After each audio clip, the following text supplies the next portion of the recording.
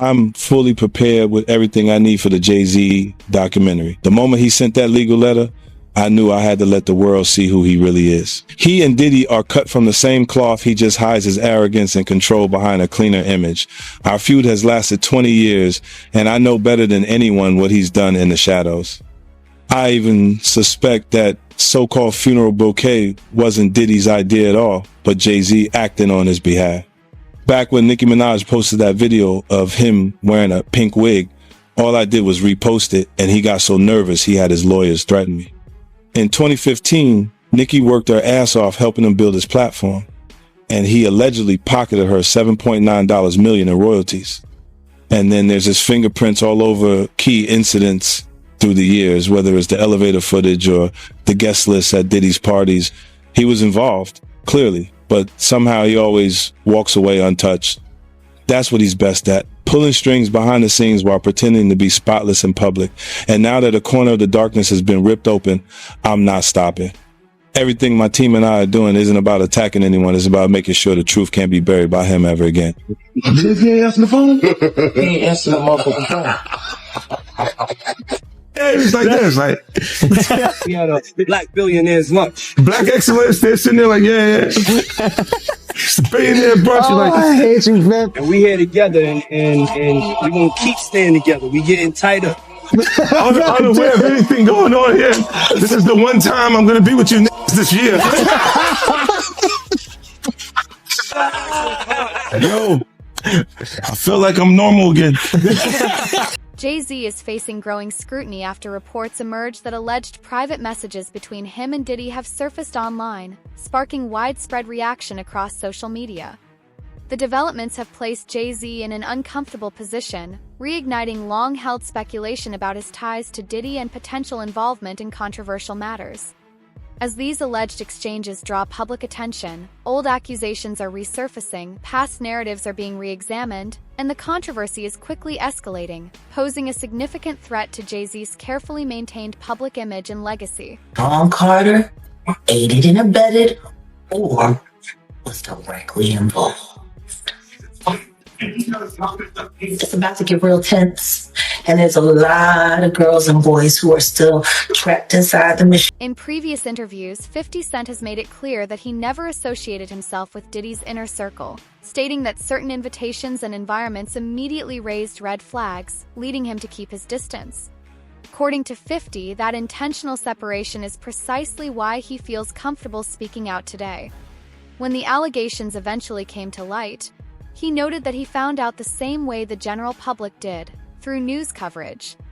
And while the accusations were serious, he maintained that none of the revelations came as a surprise to him. Explained that Jay-Z is worse than Diddy. She explained how Jay-Z has done worse things than what Diddy did to Cassie to other females. And she said that she has the scars to prove it. She alleged that at one time Jay-Z attacked her and got it on film like Diddy did. And she alleged that this is why Jay-Z is totally pulling away from Diddy and you don't see him around. And it's been alleged for quite a while that Jay-Z is pulling away from Diddy because he doesn't want himself caught in the crossfire. I mean, you even have 50 Cent at this point talking about how Jay-Z is in hiding while this whole Diddy thing blows over. And you even have these accusations of Jay-Z being responsible for what happened to Cassie White. So I'm going to go ahead and roll you guys this clip of everything that Jag had to say about Jay-Z being worse than Diddy. And you guys let me know what you guys think about all this in the comments. Sean Carter is just as bad as the diddler. And I know that for a fact. I got the scars to prove it. You want to know what a box cutter feels like going into your skin and ripping you? I can tell you how it feels.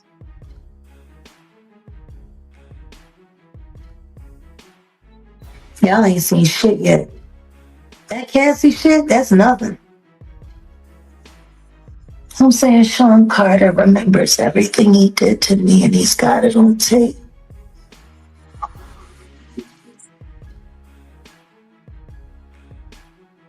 Just like Diddy.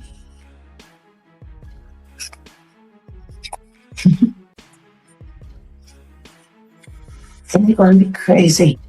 It's gonna. As the investigation expanded, focus gradually turned toward Jay-Z, with many questioning his continued silence as the situation surrounding Diddy began to unravel.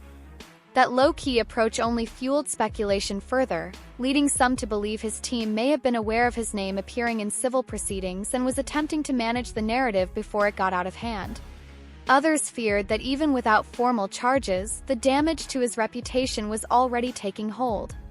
Meanwhile, social media accelerated the fallout, spreading unverified claims and amplifying speculation at a pace that made the consequences feel both rapid and unavoidable. Exactly what Jay-Z's accuser is saying, that even though she dropped the lawsuit, she still stands by what she says, and she only dropped it because of harassment and the fact that she's terrified of Jay-Z. She says that Jay-Z is allegedly bullying her into saying that her accusations were false. In fact, in new legal documents, she is claiming that she was recently approached outside of her home and cornered by two people who told her they were investigators working for one of Jay-Z's lawyers. She claims they tried to get her to sign an affidavit stating that her art claims against Jay-Z were false, but she refused. Jane Doe also claims the alleged investigators asked her if her attorney, Tony Busby, sought her out as a client and offered her money to pursue false claims against Jay-Z, two allegations she says she denied. He says this alleged confrontation left her intimidated and terrified, wondering how they found her when her identity had remained anonymous in media reports and legal proceedings. He also claims that her parents were approached by two investigators asking similar questions about Busby and her R story. In the new documents, she reveals she decided to drop the claim because she was frightened by the reaction from Jay-Z and his supporters. Says she feared she would be publicly outed. Industry insiders have cautioned that even a single criminal investigation could disrupt everything,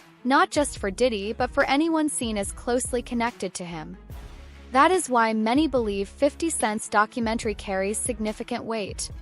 Rather than focusing on one person, it is framed as a broader look at how power and influence function behind closed doors, who may have known what, and how accountability can quickly extend once scrutiny takes hold. Commentators have also raised questions about how Diddy managed to remain shielded for so long, with some suggesting his protection came from surrounding himself with powerful allies and carefully controlling narratives as rumors spread. Amid that speculation, reports emerged claiming Diddy may be cooperating with authorities to strengthen his legal standing, a move that, according to unverified sources, could involve sharing information about others in his circle, further heightening unease across the industry. He better. But the only thing I'm interested in him talking about is everything he knows about Kathy Coriana White. See, I know you know what happened to Corey. Diddy, I know that. You and Jay-Z. Down in Vegas in Tao with Claudia. Why don't you just talk about Kathy? That might help. That might help a lot. Kathy Coriana White, Jay-Z's pregnant mistress, who died 24 hours after she announced that she was going public with their relationship and the baby. Oh, he was married to Beyonce.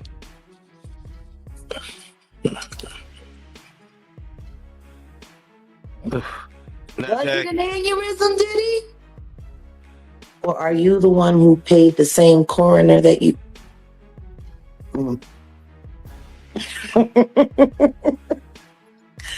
Oh. Now that the documentary has officially dropped, one thing is evident: this story is not limited to the past. It is actively shaping what comes next. With every new detail, scrutiny tightens around those who chose to remain silent, and Jay-Z finds himself increasingly at the center of that focus. The renewed attention carries real weight because his history with Diddy spans decades, making claims of distance harder for critics to accept. That tension escalated when Gene Deal publicly challenged statements from Jay-Z's legal team, asserting the two were never truly close, and arguing that such claims conflicted with what many insiders had long observed. As more voices come forward and timelines are re-examined, the pressure continues to build, turning once quiet associations into questions that refuse to go away. How close was Diddy and Jay-Z? They was close enough that they wasn't playing basketball, they wasn't playing baseball, they wasn't playing football, and they wasn't playing hockey or soccer for Diddy to come on stage, pat him on his ass, and then make the statement to people in the world that can't nobody call me Sean but Jay-Z. Now, I don't know what kind of statement, and I can't say, I wish I could say half a homo, but I know I can't say it, but I don't know what kind of half a homo that is. And you trying to say that you're not close to somebody. You coming on stage, patting them on their ass, and then you making a broad statement to the public, can't nobody call me Sean but Sean Carter. And I heard Jay-Z said the same thing about them. But they were so close that they had matching white girls together. Because when they used to see each other, they used to say, yo, how your skinny white girl doing? He'd be like, yo, how your skinny white girl doing? So I guess that's a certain type of closeness. I ain't know anything about that, man. I ain't know about, Jay touching his, ass. I got to go see the video. I ain't hear about that. Come on, man. Everybody's seen that. 50 even pointed it out. Excuse me. When they was in ATL on stage. Remember when 50 bum rushed the stage with them? Yeah, I think I recall that. When Puff came on stage, first thing he did was pat Jay-Z on that. But I forgot. That's your favorite rapper. Hey, him and Pockets 1A, 1B. But what's your issue with Jay, man? I ain't know you had an issue with him. I'm never a fan of some. Gene, the ease and familiarity between Jay-Z and Diddy said a great deal about the depth of their bond. One moment he frequently referenced took place during a show in Atlanta when Diddy brought Jay-Z on stage, an interaction where fans immediately picked up on the natural, effortless chemistry between them. Clip later resurfaced after 50 Cent brought attention to it, keeping it in circulation and widely shared online. When asked whether his remarks came from a personal grudge against Jay-Z, Gene dismissed the idea, clarifying it was not about fandom or bias. He referenced a past incident where tensions had briefly flared, only for Jay-Z to later act as though nothing had ever happened, a pattern Gene described as common among those at the top, who move through high-pressure environments, generate conflict, and carry on unbothered, operating far removed from ordinary realities. That's how these guys are, man. They'll cause situations and cause problems, and then they'll forget what they done because they on a whole nother atmosphere. You know what I'm saying? A lot of shit that he did, you got to understand, like now he'll say that they're kids because he's raising kids of his own. You understand? But how would you like it that if Blue Ivory, 15, 16 years old, 17, 18 years old, dating in his early 30s? You're not going to go for that. No matter what she came through in Hollywood. But you got to understand, guys who was around there, we didn't know Jay-Z them ages. We didn't know these cats' age. You know what I'm saying? They wasn't having no beards and nothing like that. They was wearing low cuts. You understand? Clean face. I would have never believed when Jay was coming around the block, scooping up the young girls and stuff like that he was 30 years old. You know, if they 17, 18, 16 years old and they 22, you thinking they 22, 23, something like that, 24 years old? They mom and them need to check them. They daddy and them need to check them. But that's not that far off. But for somebody to be 30 years old in their 30s and they dealing with kids 16 years old, 17, 18 years, now that's a problem. That's an issue. And now he see that because he's raising kids. And he got a young daughter. I think he got another daughter that he didn't claim and now he claiming her. These cats was doing a whole lot of stuff that people in the industry won't speak on. And then now that you're speaking on it and it's becoming Whereas that you can get on YouTube and you could talk about this and say what you seen or say what you heard, you understand, or what you know. Some people look at it being a problem. But these cats ain't street cats. Dame Dash, once Jay-Z's closest ally, recently commented on the serious allegations circulating around him, noting that what stood out most was not just the claims themselves, but the sheer intensity of the public reaction. According to Dame, he had never witnessed Jay-Z face this level of scrutiny before. Decades of influence had long made him appear untouchable, particularly within mainstream media. Now that protective barrier seemed to be crumbling, exposing Jay-Z to a degree of public examination rarely seen before and signaling a broader shift in how even the most powerful figures can be held accountable under sustained pressure. It's just odd to see him in that, getting looked at in that way by white people, like Jay does, yeah, like I hope that shit didn't happen, but I'm like, damn, they turned the world real, like people on a certain level have been fucking with him a certain way where he couldn't do no wrong for like 25 years straight. This is the first time he's not getting a pass with white media, like he can control black media because a lot of them either work or do business with him, but like, Drink Champs can't get him out of this one, and neither can Charlemagne, because those are the guys that hold him down no matter what he does anyway. So he got to get to People Magazine and Entertainment Tonight right now because they on his head. But the question is why? Like why now? Because for me, I'd be like, yo, that's so ridiculous. Yo, take that to trial. She's not going to win. Let's get a deposition or something.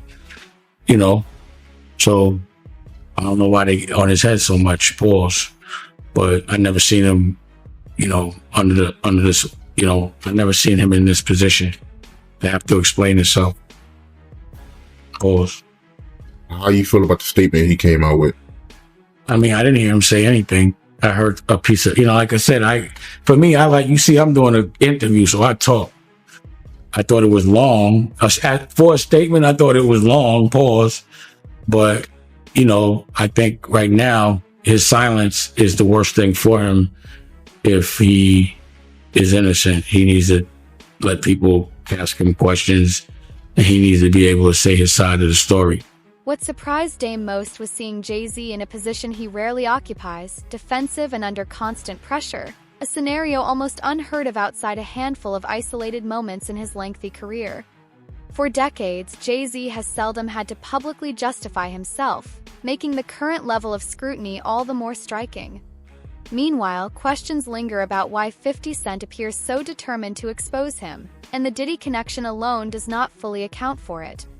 Tony Yeo offers deeper context, noting that the tension between 50 and Jay-Z stretches back years, rooted in rivalry and lingering questions about loyalty. Hip-hop has always been fiercely competitive. Egos clash and conflicts erupt, but growth and maturity do occur. Yeo pointed to a recent performance where 50 took the stage with Dr. Dre and Cameron joined him, an old tension set aside as a sign of genuine personal growth. Cameron himself noted that Jay-Z places business above culture, a point Yeo echoed, observing that Jay-Z consistently shows up at major corporate events while frequently skipping hip-hop moments that hold real significance for artists like 50 Cent, fueling perceptions of imbalance and leaving unanswered. Said that he didn't know Puff at all or wasn't his friend. I thought that was a little extreme. I thought that was the wrong choice of words. I think that's going to trigger a lot of backlash. But the thing is, I never seen him get backlash at all. So that's what I'm saying. Now he getting backlash. Like, when did you know Jay-Z to be on his heels other than when he got beat up in the elevator? But that was nothing. But I've never seen him under the fire ever. Not in a long time. Not like, I've never seen people on his head like that, Paul. Ever. Yeah, this might be my first time seeing people come at him like this. Like I said, I didn't hear him say anything. Like, I'm not some white man speaking for another black man. Doesn't add up. It just doesn't work like that. Like, he doesn't know what to say on Jay's behalf. Jay would have to say that. So if he instructed him to say that, like, you don't even know if Jay told him to say that. He could have got off the stage and they was like, why'd you say that? He was like, I had to. You know, like he probably said it because homeboy wouldn't. You know what I'm saying? So who knows? Like I didn't hear him say anything. I haven't heard Jay say a word yet. Have you? Nah, I haven't heard him say anything. There it is. So y'all going by a piece of paper with words. Don't get caught up in that. I have not heard him say one thing yet. You know, until I see him speak, he hasn't spoke to me. That's why I said I don't think he did not say that. His lawyer said it. So that what else is the lawyer gonna say? Yayo was locked up. Every G Unit show, we actually put aside the money, bro. I told for him, and he had like a. He's like, Yayo had like $1 million. Right. I just told you when I came out of my building, I see the Statue of Liberty. Yeah, there was no way I was getting shot there. And this is what I kind of tell you is like, we was talking about stacks with the Porsche. 50's not gonna let you say get the Porsche. He gonna say let's get him out the hood first. You know, if the money's there, but the money has to be there for you to live like that. The money's there. 50 didn't have to do that. Rest in peace to Hervé from Interscope, because he always said to me, man, 50 do more for you than any artist, than anybody does for their artists, more than Jay-Z.